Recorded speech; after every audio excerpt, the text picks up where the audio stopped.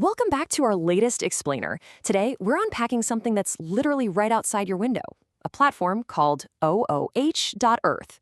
It's this incredibly fascinating digital hub built specifically to coordinate anti-corporate advertising campaigns. Essentially, we're looking at a highly structured, totally data-driven approach to what people used to just call ad busting. Let's get right into it. To really get the vibe of what we're talking about, listen to this direct quote from the site's creators. In every corner of our cities, corporate advertising has come to dominate. Wow, right? That instantly sets the tone for us. It establishes the incredibly high stakes for the movement we're examining today. For them, this isn't just about an annoyance, it's a literal battle for our shared visual environment. Since this platform bridges digital coordination with physical, real-world action, we're going to use a quick roadmap today. We'll cover 1, the Out of Hell Manifesto, 2, mapping corporate outdoor advertising, 3, gamifying the ad-busting movement, 4, tactics, training, and callouts, and 5, real-world campaigns and petitions. All right, jumping right into section 1, the Out of Hell Manifesto. To truly grasp the what and the how of this platform, we absolutely have to understand the why that's driving its user base. So according to the platform's manifesto, which, by the way, they vividly title a call for world revolution, public space should reflect the community, not just the profit motives of huge corporations. They're basically asking citizens to stop passively accepting this corporate vision. Instead, they want people to literally rewrite the rules to honor the actual human beings who inhabit these cities.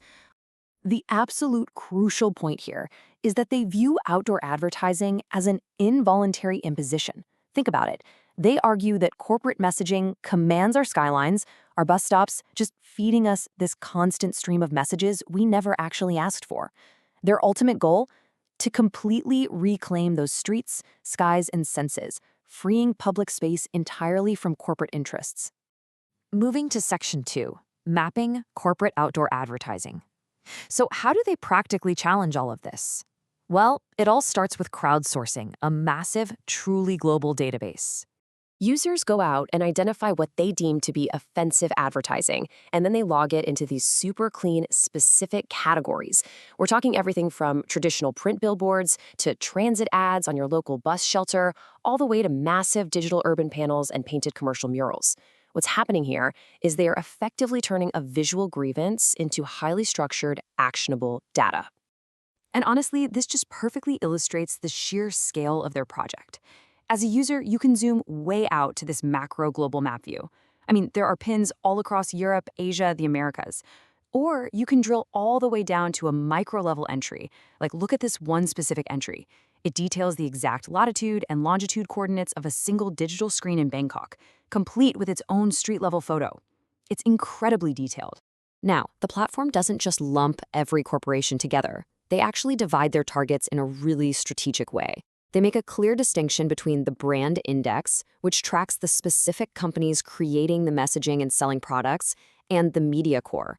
That second one tracks the actual infrastructure owners, the people who are selling that physical public space to the brands in the first place. By splitting it up like that, the platform is attempting to pull back the corporate veil. They meticulously document these infrastructure giants. We're talking companies like JCDecaux, Clear Channel, and Global. Their database tracks everything: ownership, known partnerships with high-polluting brands, legal violations, community complaints, and yep, even the environmental impact of running these massive, energy-intensive display networks. Which brings us to section 3, gamifying the ad-busting movement. Let's take a look at how this platform actually incentivizes everyday users to build this massive database using game mechanics. It's pretty simple but brilliant. Every single time a user successfully spots, photographs, and submits a billboard to the database, they get rewarded. This system automatically grants them points like, boom, plus 10 points for a submission. It completely gamifies the active ad spotting, giving users that instant digital gratification we're all so used to. And those points don't just sit there in a vacuum. They translate directly onto this global leaderboard. Users get categorized into ranks based on their total scores. You start out as a spotter, and as you grind, you move up to higher tiers like Sentinel. It really fosters this strong, almost competitive sense of community contribution. It just urges users to get out there, walk their neighborhoods, and map more locations so they can climb the ranks. The creators actually explicitly refer to this whole point-scoring ecosystem under the banner of #KillCap.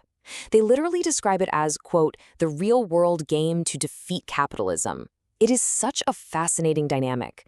They are essentially taking the highly addictive, gamified nature of modern tech platforms, stuff usually used to sell us things, and leveraging it to coordinate anti-capitalist street activism. But here's the catch.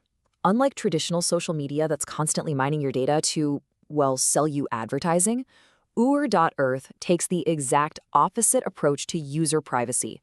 Their sign-up page makes it super clear. All user accounts and activities are completely hidden and anonymous by default. They want to ensure their activists can document and map all of this without any fear of personal exposure. All right, on to number 4. Tactics, training, and callouts. Because finding and mapping these ads, that's really only step 1. Let's examine how the platform actually equips its users to take physical action. So they provide these highly structured, super standardized methodologies. Take their 4-step walking guide for ad spotting, for example. Step 1, prepare by learning the 9 specific ad offenses. Step 2, systematically walk and sweep your town, looking in all directions. Step 3, capture high-quality photos, making sure to avoid reflections. And finally, step 4, upload those shots with exact contextual details. They are literally transforming casual, everyday observers into highly methodical documentarians. And honestly, the support goes way deeper than just a simple checklist. The platform features this massive, tactical library packed with highly practical, beautifully illustrated training manuals. They give users visual templates for documenting, help them understand the exact physical dimensions of bus stop ads or giant 48-sheet billboards, and make absolutely sure users know how to photograph and safely interact with these structures out in the real world. Beyond just the general training, they also issue direct callouts. These are targeted, coordinated campaigns. They provide users with completely downloadable artwork and physical toolkits to launch specific subvertising operations. For instance, they have a callout protesting aviation advertising and greenwashing. They give users the exact printable posters they need to go out and physically cover up airline ads in their local transit stops. And that leads us to Section 5, Real-World Campaigns and Petitions. This is where we finally see how all of this, the digital tracking, the gamification, the intense tactical training, culminates into tangible, real-world consequences. This is where the gap between a digital app and the physical street gets bridged. Users are actually leveraging the app's mapped data to launch official petitions and coordinate real community actions. A prime example of this is the Screened Out campaign. Featured right on their actions feed, this campaign successfully mobilized local residents against 2 massive, heavily light-polluting digital screens overlooking a major road in Bristol. The community cited substantial injury to the amenity of their locality, and they organized to take it down. As we wrap up this explainer, we're really left with a fascinating dynamic to consider. We are witnessing this highly organized intersection of physical city infrastructure, digital crowdsourcing, and grassroots activism. It really makes you stop and ask, what will the future of our shared public spaces look like as these digital activist networks continue to grow and organize? Just some food for thought the next time you walk past a massive digital billboard in your town. Thanks so much for joining us for this explainer, and as always, keep learning.